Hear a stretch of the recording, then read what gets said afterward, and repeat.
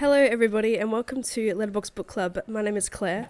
And I'm Mackenzie. And today we'll be discussing Love Theoretically by Elsie Hazelwood, coming in hot with a three-peat science book. You know, I don't know, I tried to give it a good intro, but... That's okay. I mean, all of them are women in STEM. And I have thoughts. We have not talked about anything in regards to this. I know. So I'm very I think you're intrigued. going to be surprised. Yeah, I'm scared. Anyway, I'm going to start off with the blurb, which is about 3 chapters worth of words. So again, I forget that you have the physical book. Yeah, so do I. And then this is an issue because then I just end up buying like 2 of each book. Yeah, it's like, Kenzie, you have a Kindle, and then sometimes you pay for the audiobook as well. It's like, bro. I know. So they're pretty though, and I have a bookshelf. So. It is a pretty cover. I like the colour theme and everything. I have other things to talk about other books. Oh, okay. Are relevant, anyway. Okay. The many lives of theoretical physicist Elsie Hannaway have finally caught up with her. By day, she's an adjunct professor. I don't really know how to pronounce that, so I'll just say adjunct. Toiling away at grading labs and teaching thermodynamics in the hopes of landing tenure. By other day, Elsie makes up for her non-existent paycheck by offering her services as a fake girlfriend, tapping into her expertly honed people-pleasing skills to embody whichever version of herself the client needs. Honestly, it's a pretty sweet gig until her carefully constructed Elsieverse comes crashing down, because Jack Smith, the annoyingly attractive and arrogant older brother of her favourite client, turns out to be the cold-hearted, experimental physicist who ruined her mentor's career and undermined the reputation of theorists everywhere. And he's the same Jack Smith who rules over the physics department at MIT, standing right between Elsie and her dream job. Elsie is prepared for an all-out war of scholarly sabotage, but those long, penetrating looks, not having to be anything other than her true self when she's with him, will falling into an experimentalist orbit finally tempt her to put her most guarded theories on love into practice. Lovely. Oh, wow. It's just the tone in which you read, it just didn't seem like it was going to end. I know, I'm sorry. It's okay. You need to read better, Kenzie. Oh. I'm kidding. All right, well, since you have thoughts, feelings, and emotions. Okay, first of all, before we go into that. Oh, here we go. Dimmicks tried to call me yesterday, and I was like, why are you calling me? Because Luke's ordered a book, so I thought maybe it was for his book. But then they're like, hey, because I've ordered Fourth Wing. Oh, yeah. Right? And I need you to not buy it for reasons. Anyway. I wasn't going to buy the physical book anyway. Okay, cool. Anyway, and they call me, and they're like, hey, we noticed that you've ordered this, but also there's like a special edition coming, so do you want us to change your order to that one? And I was like, yeah, I would. So like, what good customer service. Oh, love this for you. Because they understand it being a successful trend on the social media and everything now. Yeah. Love that for you. Yeah. Imagine if it's like, we know you have a podcast. We want to give this to you for free. Hi, is this Mackenzie from Letterbox Book Club? Yeah. Okay, wait. Why should I not... Oh, you should just not. Anyway. Oh, wait. No, I think I have an idea because I'm smart like that, but okay. But also you have to wait because like it's not coming till November. So it's going to be a belated birthday gift, is it? Perhaps. I didn't say that. Allegedly. You'll also get something on your actual birthday, but like I didn't realise it was going to take 7 years for them to re-release them. Hey, I think I saw a TikTok that the author said that they like sold out everywhere, so they're just probably pumping out the manufacturing. Because then the second one comes out in November as well, so I need to go back to Dimmicks and be like, hey, can I add to that order? Yeah, fair enough. Anyway, back to this book. I want you... I'm scared. Do you think I liked it? You were really hard to read. No. No, yeah, you did not like this book. Ding, ding, ding, ding, ding. Oh, Jesus Christ. No. Okay. I did and I didn't. Okay. For various reasons. I liked it because these are my thoughts, feelings, emotions. I liked it because the guy, like, actually communicated. Yeah, we stand. We love communication. And then I didn't like it for reasons that I will get into once I have your thoughts, feelings, emotions. But okay. One of the reasons why I didn't like it... Just pop off. Is because, I don't want to go right into it though, is because I understand representation and I understand women in STEM and blah, blah, blah. However, every single book so far, and even with like her other pieces, the women in STEM are fine, but then they're also like these little like timid, like shy, like tiny, oh, I'm so tiny. People pleasers. Help me. People pleasing women. It's like, you are allowed to write a smart, hard ass, feminist, powerful woman in STEM. Yeah, for sure. Yeah. Who, like, commands a room and has that respect. And who has lots of sex. Sure, yeah, why not? Yeah. Fair. Yeah. Your turn. Alrighty, my thoughts, feelings, and emotions. No, this is probably a good little comparison because you've read this book, you know, sound of mind, critical thought. I currently have a cold, so I'm like, thoughts. Claire's off into Lululand. I'm head empty. I just devoured this today, and I'm just like, I liked it, you know. I thought it was cute and charming, but I do have a couple of qualms, but it was a quick read. You know how you described first impressions as like a vacation read? This is definitely a like, if you're just sick or unwell or have a cold. This is very much a just, shut off, read it. Yay, it was fun. There was some good moments. Move on with your life, you know. Yeah. But yeah, I do have some qualms. Okay. They're little nitpicky things just for me as a preference, but like, shall I just say it now? Yeah. All right. One of them is the whole like, she's keeping her diabetes a secret. Yeah. It's like, bro, I'm sure for first aid reasons you would have to let your workplace know. Also, like, you don't have AIDS, you have diabetes. Yeah. Like, I understand if you're anxious as like a teenager or a child or whatever, because children and teenagers, you know, don't understand those sorts of serious medical conditions and stuff. And of course, you inevitably maybe get bullied for it or whatever. But as an adult in a science-based environment where everyone's smart and knows of these sorts of things, like, you're not going to get judged. So like, I was just annoyed that it was like a secret until she had like a hypo moment and needed the sugar. It's like, bro, for first aid reasons, of course, like, you need to let your workplace know. Yeah. and just how the storyline of her mother constantly calling her about her brothers. It's like, your brothers are 30 years old. Leave her the fuck alone. She's not their mother. Like, and then that's just to highlight her people pleasing ways and all that type of stuff. So understandable, but yeah, I just didn't care or like those little moments. But yeah, ultimately, my little fog brain, I enjoyed it. It was a fun time. It's again like very much, it's a vacation read. But yeah, it is good at highlighting all those potential like misogynistic views on women in STEM and how they are perceived and how they are treated. And it is almost like, in a way, kind of copy paste from her recent pieces as well, just because of the nature. Like we understand that it happens for women in the STEM fields and stuff, and like it happens today, but like, can we not change the narrative and just have a successful woman in STEM, like scientist or professor or whatever? She's in charge and she is treated with that respect of like Jack. You know how in this book all his peers and his graduates and stuff look up to him and they like hang on his word. Like, we need a female-led MC protagonist like that being the main lead. Yeah, for sure. And it's like this from the other books as well. Like, the male love interest is always that well-respected, highly regarded, and she's just like, the counterpart who is still trying to make her way in the career. Like, let's switch the roles, please. Yeah. At times I did think Jack was a bit creepy, but we'll get into that later. Not creepy, but probably weird. I don't know. Just a bit weird. Yeah, but just a bit weird. Maybe it's just the science nerd, you know? Yeah. Also, him, Adam, and I forget who the guy in the Love on the Brain is. What's his name?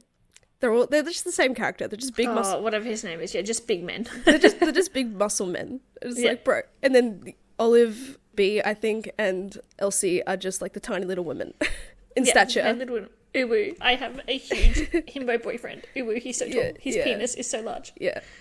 I feel so full. Oh. To the hilt. I know you hate that saying. But yeah, I'm glad that the fake girlfriend dating stuff was just like, it was established and then it wasn't entirely held against her. Okay, I want to talk about the fake girlfriend stuff. Okay, yeah. How plausible is it in a real life situation? I mean, sugar babies. So, what's her name? Elsie. I was going to say Olive. Elsie is a fake girlfriend, like through an app or whatever. But explicitly, they don't have sex. Like, it's just the fake dating. And, like, let's talk about that, because I feel like while you're simultaneously, like, building up women to be like, you can be a fake girlfriend, like, you can, like, use men to get money, blah, blah, blah. Like, they know what they're doing it for, like, whatever. But also, like, sex is gross and I have morals and you will not be paid to have sex. Like... I mean, I suppose there's a line that's drawn like that. I mean, as you just suggested, like with sugar babies and stuff, Like, they obviously have the personal boundary of no sex for money. No, I understand, yeah. Like, so I was thinking that, like, maybe, okay, like, Elsie just has that, like, boundary, like, she doesn't want to have sex or whatever, but then her friend who also does it, like, doesn't have sex with them, and it's like, okay, so I just think realistically, in a modern world, no one is going to pay you to go, like, fake dating if there's, like, not a mutually beneficial, like, physical reward for them. I would have to respectfully disagree. I think it's just obviously putting on a performance and a charade for the family or whoever they're trying to impress with a relationship, and I know sex shouldn't be expected of that is all. Also, I just realised it's fun when the title, like Love Theoretically or like The Love Hypothesis or whatever, is mentioned in the book, or has a theme or a motif to it. And I really just realised it's because she is a theoretical physicist, and like they approach love and Theoretically? They approach love in a scientific sort of base.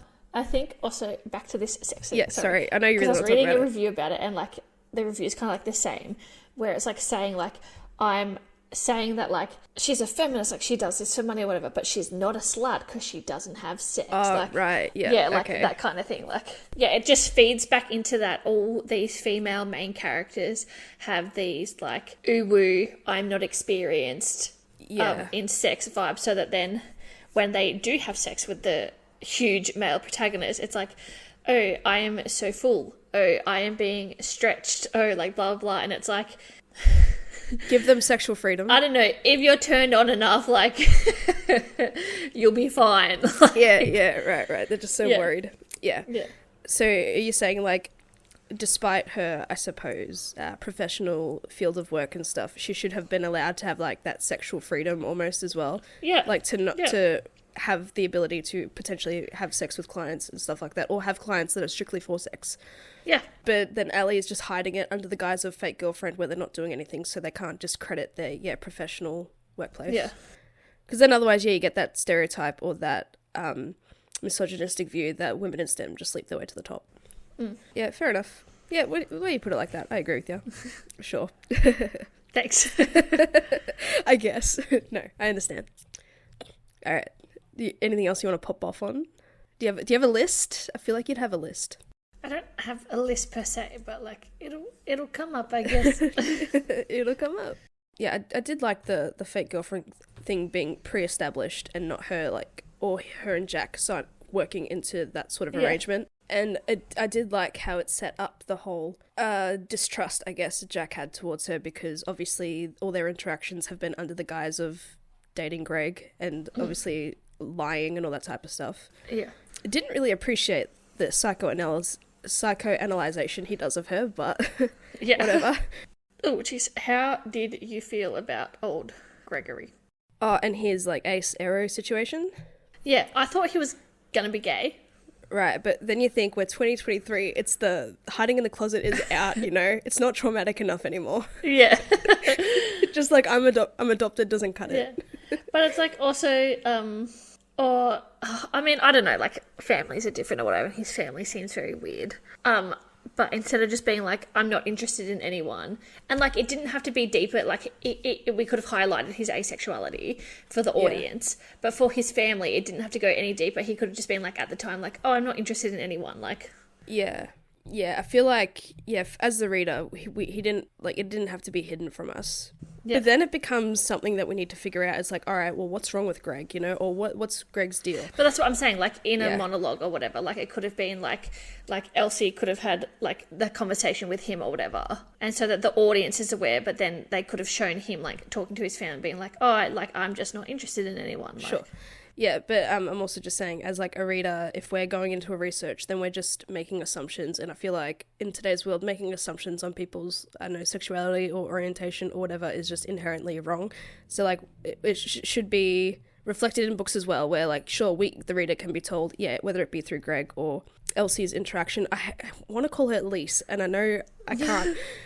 Through their interaction, but we shouldn't just be making the assumption, because I was thinking, all right, well, what's up with Greg? And I had a feeling he wasn't gay. It was in the Arrow Ace space, just because he would have probably mentioned, oh, you're not my type or something anyway, you know? I thought it was fine. I just didn't like that I had to make assumptions like, oh, is he gay or is he this or is he that before it was spelled out to me. Yeah. And then I didn't like that it was like, oh yeah, like I tried to tell my brother or whatever, and then he just brushed it off, and it's like, okay, so you have one conversation in 15 years. Yeah, and you hold on to it. You hold it against him for the rest of your life. And you're like, I can never tell him, like, blah, blah. It's like, I'm sure you could have, like, another conversation with him.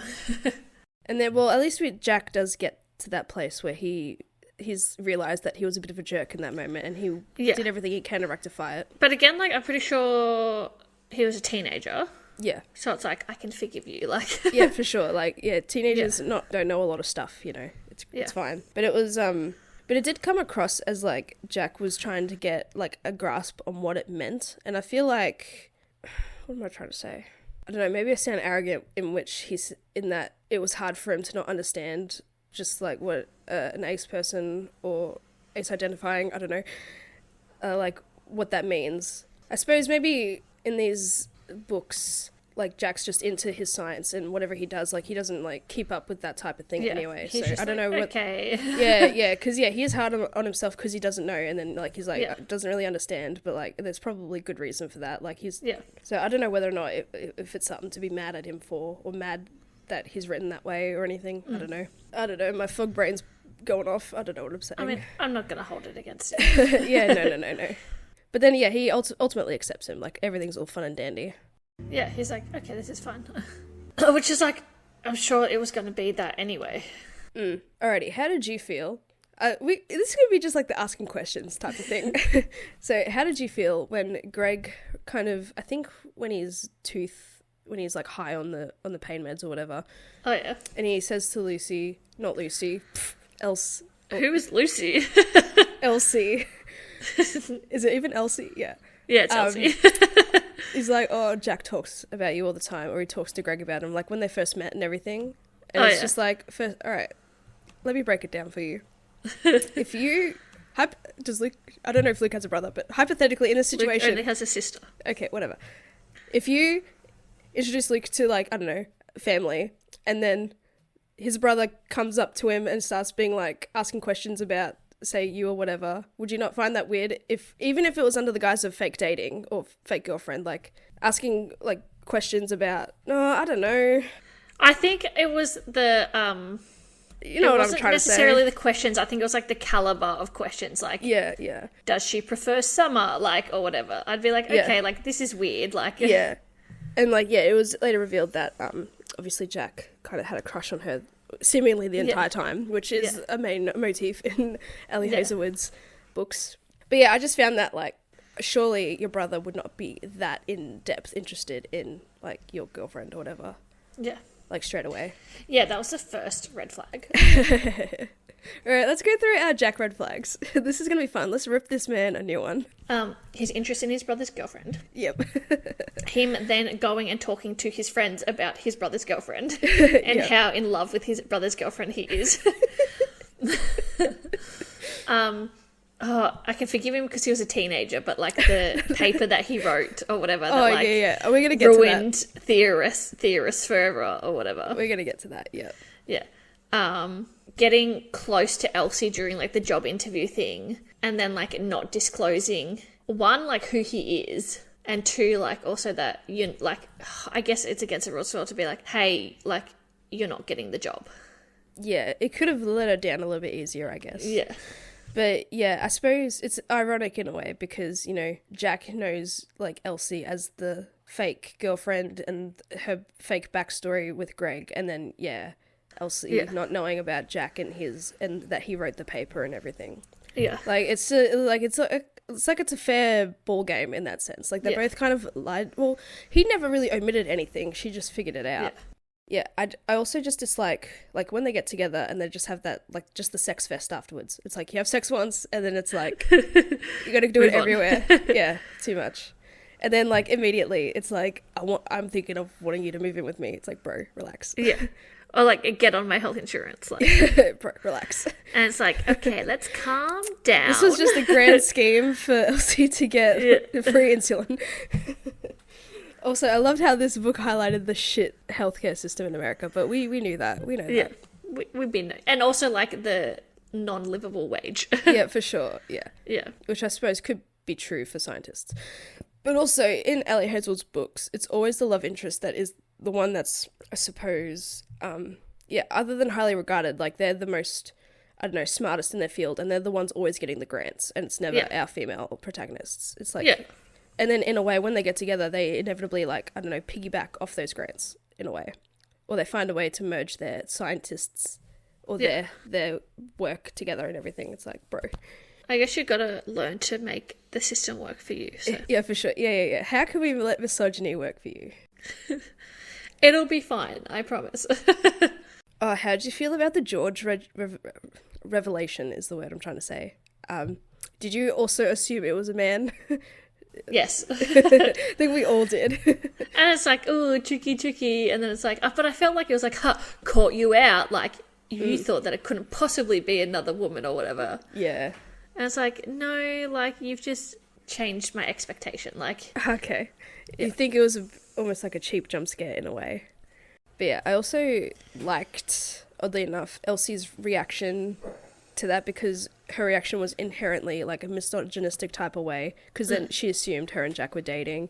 She assumed all these other things, and then she took a step back and realized, wait, this is how men would think towards like women I do and like stuff. how she like caught herself.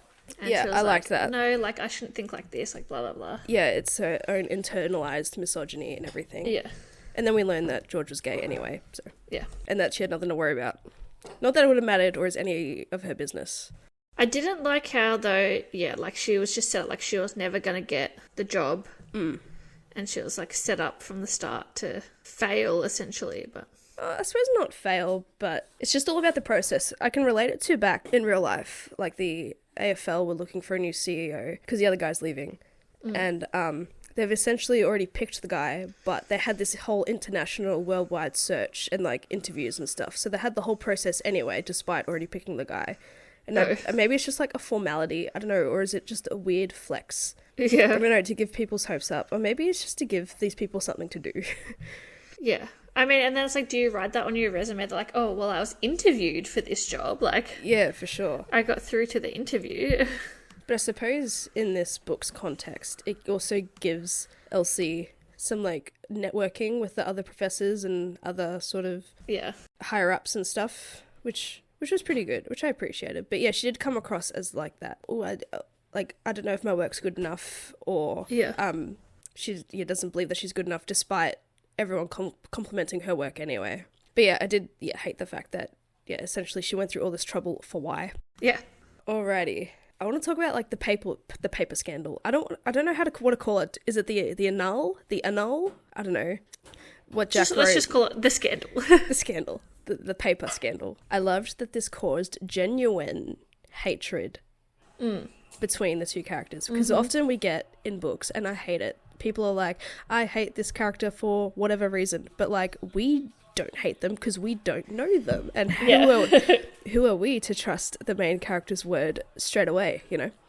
But I love that this gave us a genuine reason, and Elsie had genuine rage, because the fact that Jack did write that paper, despite the context being out of spite to his professor and almost like as revenge for his mother or whatever, it did affect Elsie's field and the theoretical physics community, and discredited that whole aspect. And it was wrong and hurtful, and I hate that it took him so long to kind of rectify that or even truly address it. And also, like, I understand it rocked her world, but also it had been like disproven or whatever since. But then also, like, the fact that he, confided in her, like, I wrote this when I was 17, like, because, like, my mother died or whatever, and I wanted to get back at this person. And she was still like, you disrupted my entire field. And it's like, have some sympathy for the guy, like, gone through trauma. Like, yeah, understandable that, he has that traumatic link. And, especially when you're 17, and obviously when someone's wronged you or your family, like, you take that to the highest order and you act impulsively. Yeah. But the fact that it ultimately created a stigma and a complete and utter divide between the theoretical physicists and the experimentalists, like, just not addressing that and, like, creating that stigma in general, it just sucked that, it took him forever to rectify it, I guess. Or to even explain, like, his side of the story.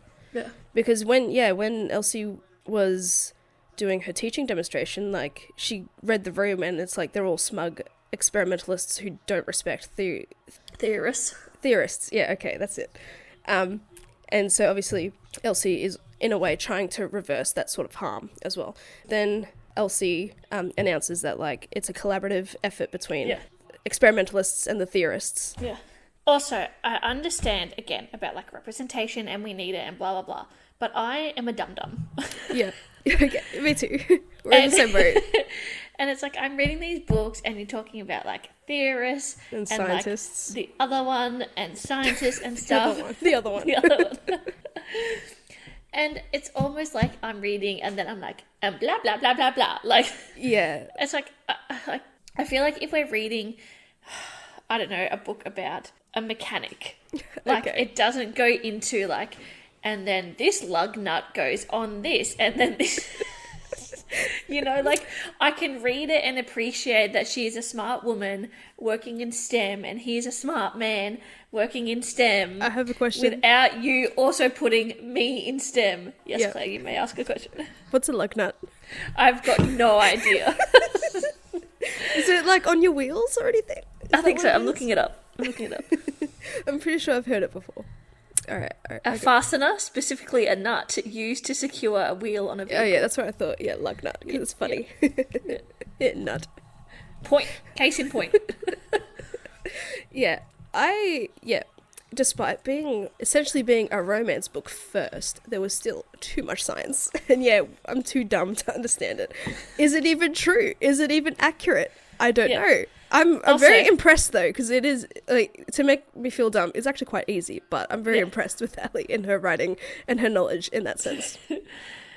Also, let's put really stereotypical science tattoos and a blonde wig on Adam Driver. And do we not have Jack Smith? Let's put a brown wig on Adam Driver. And do we not have, what's his face? Love on the Brain. I'm looking up his name right now. Did he even have brown hair? I think so. Love on... Levi, that's his name. Levi. Are they just not same face and body syndrome, but just different hair colour? Yeah. I'm just saying. Yeah, I agree though. I'm just saying. Also, I don't think Levi had a tattoo. I don't think Adam had a tattoo. No, but this guy does. That's what I'm saying. I know, yeah, but this guy, Jack. But this what makes Jack also different. Jack Smith. Yeah, no, Jack Smith. How original. No, Jonathan Turner Smith. Thank you very much. Really. So really, it's John Smith, which is worse. Hey, I'm just glad. I was never going to bring this up, but I'm glad that this book had no fan fiction affiliation. As far as I'm aware, please don't taint my experience. As far as I know, no fan fiction. I've seen theories. Oh no! All right. Well, I mean, I suppose I do share. That it's a Twilight fanfic. Oh, I don't really see it, but okay. A little bit. Sure. I mean, there is a significant amount of Twilight references. And look, I'm all for a niche that the main character has, but with my fog brain, I quite enjoyed it, to be honest. I like Twilight. I was like, yeah, Twilight. Dope. Twilight's making a renaissance. It's getting a comeback. Vampires are coming back, and I appreciate it. Are vampires coming back, or is Robert Pattinson getting hotter? He aging like fine wine, baby. We need the Batman and Twilight in the same universe. Bella. I'm Edward. I'm here to save Mystic Falls. No, that's Vampire Diaries. No, that's Vampire Diaries. Forks, Washington. Forks, sorry. I was going to say something and I forgot. Oh, I'm so sorry. It's okay. It's probably about them being dum-dums. Also, in these bookity-wookities... Oh, wait, no, I remember what I was going to say first. I'll come back to this. I knew that there was an Adam and Olive cameo. Yeah. Didn't take me until after I'd read that entire chapter. To be like, they sound because familiar. They just didn't seem like their characters. Oh. And then also because I think they talked about how, like, oh, yeah, I've planned the wedding. I'm going to take him out in nature. Yeah, because he likes hiking and marry him. But, like, in her book, I'm pretty sure she got married in a lab coat. I don't know, bro. Oof. Continuity error. Yeah, potentially, maybe I don't know. No, that was Love on the Brain, I think, because Marie Curie. Yeah. There you Yeah, go. yeah, Never I'm mind. wrong. So I'm wrong. I'm sorry. Anyway, okay, back to my other case. You rescind that statement. I rescind that. Don't come for me, Book Talk. I don't think Book Talk cares about us, to be honest. We're just in our own little pocket of space. In these books, and I don't know if it irks me or like it's just annoying, like they never say I love you to each other. I feel like they say I love you too soon. They'd never said it at all in this book. They don't say in love on the brain either. Oh, really? Oh. Yeah, I think he goes to say it at the end and it cuts off. Maybe it's a weird science incel thing, you know? it's the vibe I'm getting. They're too smart to say I love you. Or they approach love and romance in that scientific way. I knew there was also an Adam and Olive cameo. I did like that it was like, oh, they're just friends passing by. We're just meeting up for drinks or whatever. And like, it just had no impact on the story, which I liked. It was great. I thought because Elsie has like diabetes and it's all to do with the pancreas, and Olive is looking at, even though it's like, it's like the pancreatic cancer or whatever, I'm sure I thought she would have had like, I don't know, a 2-cent jab. But to be fair, I don't think Elsie would have told her that she had diabetes anyway. Not that it mattered, but like I just thought that was going to come up because it's relevant, you know. Yeah. Also, 2 things. One, the guy who was like, you wouldn't even fuck me and I paid you and blah, blah, blah. Aaron? Yeah, I think so. Anyway, you did this for what? It didn't create any conflict. It was over in 2 seconds. He didn't even tell his mummy. Yeah. For why? I'm just saying. I think it's maybe it's just to set up Jack to save her, and also set up the fact that we're not here for slut shaming, even if that was the case. Yeah. Next one. The girl who's like, she's not your girlfriend, and he's like, she could be my wife if she wanted to. Yeah, Andrea. Yeah, Andrea. Like, again, you did this for what? You created no conflict. You didn't even show him your boobs. Like, and be like, hey, look at my boobies. You don't want her little itty-bitty titties. I have non-diabetes titties. I reckon Jack could fit them in her mouth, in his mouth. Her entire boob in his Paul and Adam, he's taking notes. Yeah. I will never recover from that. I will never financially recover from this. What happened to Tiger King? Like, let's be real. He's in jail, I'm pretty sure. Still, yeah, not surprised. Oh, the Carol Baskin. And did she not kill her husband? Is that the new update? I don't know. Carol Baskin killed her husband. Whacked him. Yeah, imagine. Yeah. My new favourite one is like, I call for help 3 times. Not a fuck you. What do you need? Oh, I've not heard that one. I don't think. That's a good one. If I find it. Or maybe. I don't know. It sounds familiar. Him. Yeah. Oh, far out. What a time to be alive. But yeah, Adam Olive, cameo. I don't know what other word I was looking for. Was great. Appearance. I appreciated it. Appearance, yeah. A bit fan service-y, I guess. I wasn't really expecting them to be in the same kind of realm, like same city or same like radius from each other. I guess what she's trying to say is that every nerd knows each other. Sure. Yeah. Yeah, because a theoretical physicist is going to have a lot in common with a pancreatic cancer researcher and whatever the hell Adam does. I forget. I have not... Yeah, I fully do not remember what happened in Love Hypothesis or Love on the Brain. I haven't even listened to our episodes just to catch up or anything. Not that you really need to for this book, but any other sort of... Oh, I'm trying to think. Did you get the reveal, or did you figure out that Dr. L, I'm not going to pronounce his last name. Yeah, because he's a piece of shit. Yeah, as soon as Jack mentioned about his mother, like a collaborator was controlling, I'm like, yep. Also, as soon as she's like, oh, I need to get his permission to do this, I need to do that, like, he's the reason I got jobs, like, blah, blah, blah, and that's like, sus. But, sus. Okay, this is what I want to talk about. I forgot that I want to talk about it. I am so sick and tired. This is so fucking twisted. These books all have the same formula, the same hypothesis, if you will. No, same structure. The same formula, the same structure. It's like, I am a ditzy cute little girl. Here is this himbo. Oh, look at this person that like is either his friend or my friend, but is actually betraying me. Yeah. Or my mentor. At least there wasn't guns in this one, but... Yeah, I know. It'd be too American if there was guns related. Yeah, I get that. I think in The Love Hypothesis, it was someone that Olive idolized as well. Like, he turned out to be a prick. No, it was Adam's friend. Oh, Adam's friend. Oh, okay. Yeah, and then Love on the Brain, it was Buddy. Or whatever his name was. Oh, just like the fucking janitor, essentially. Yeah, and he had a gun. Yeah, and he had a gun. He's like, I'm a pew-pew. Yeah. Yeah, look, same structure. Yeah. It's very predictable in that sense as well.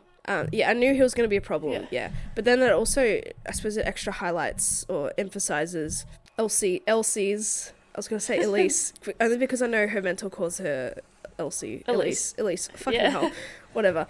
Also, like, I'm sorry, stand up for yourself and say, that's not my name. If it's been X amount of years, your name's on the email. Yeah, at that point, if they, don't call you by your name correctly for so many years, like, they obviously don't respect you. Yeah. Yeah, it took too long for her to stand up for herself once she figured out he's essentially sabotaging her career because, I suppose, but for why? Like, does he just want to keep her as a little student teacher or something, or like I don't understand the motive. Is it just for her to not progress, or just again for that whole controlling? Yeah, I don't know.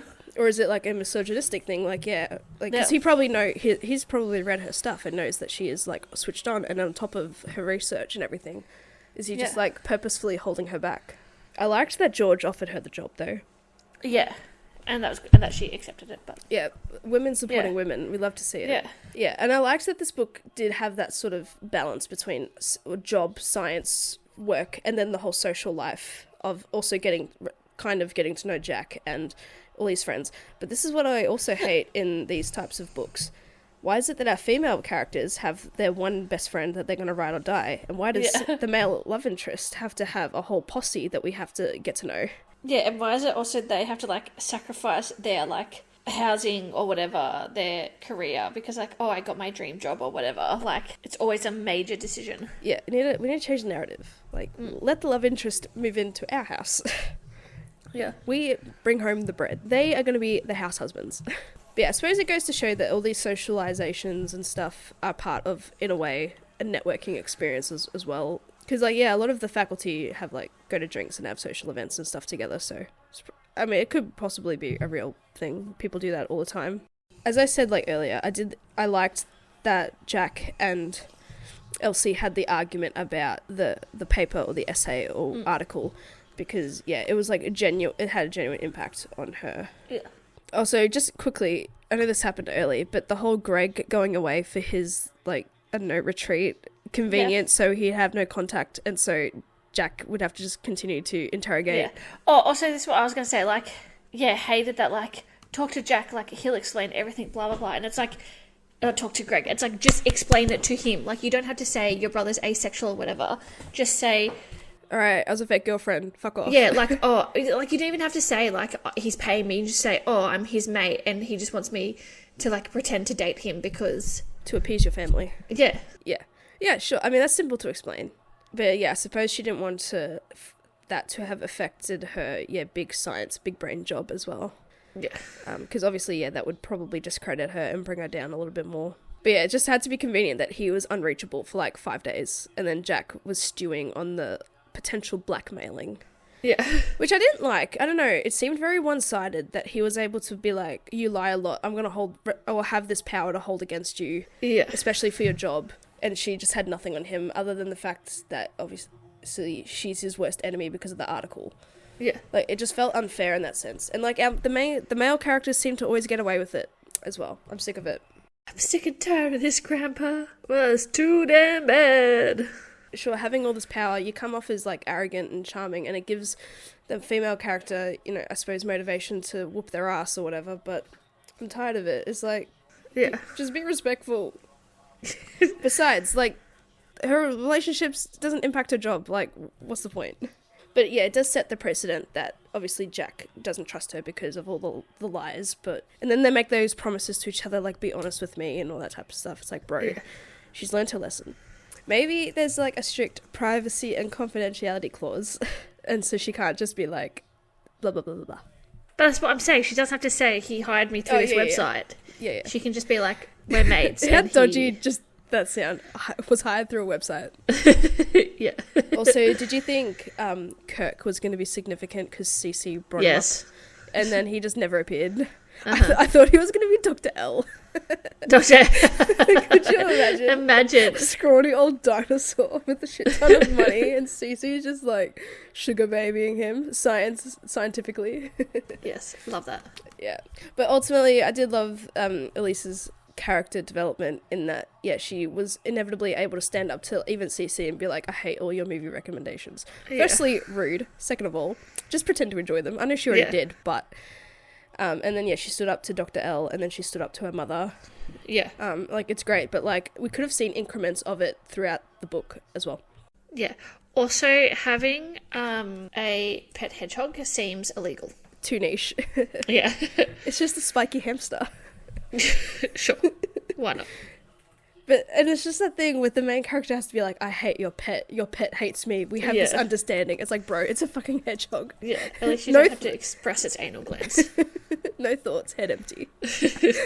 Anal open, you know. Help me, daddy.